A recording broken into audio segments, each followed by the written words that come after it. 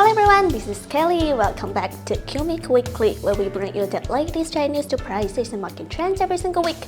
If you're new here, simply hit the subscribe and like buttons right here to miss out on any future updates. This week, China's steel prices continue to show a slightly weaker trend. The main reasons are the recent decline in iron ore prices and the seasonal slowdown in steel demand ahead of the Chinese New Year holiday. Let's see more details.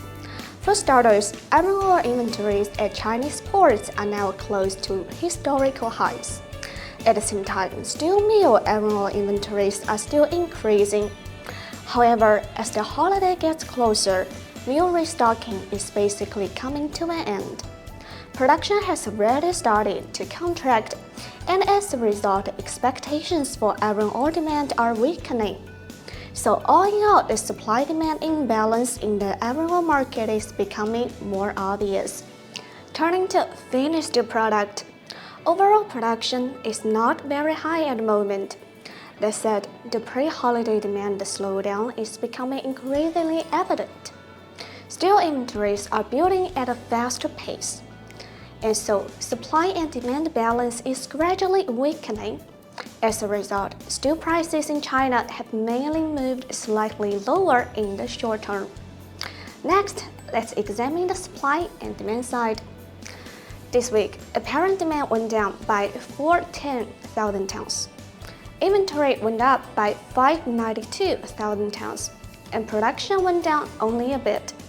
So clearly, demand has fallen quite sharply, and inventory is piling up fast.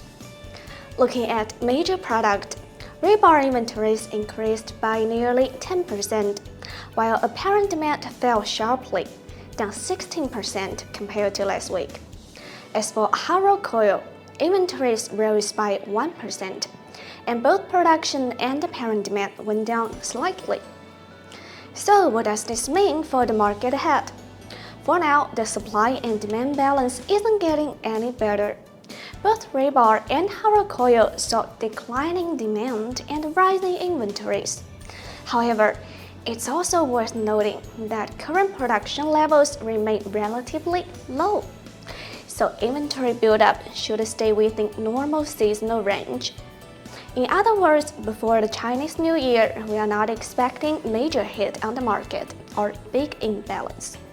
To sum it up, in the short term, China's steel prices are likely to stay in this narrow range. Some ups and downs, but no dramatic ones for now.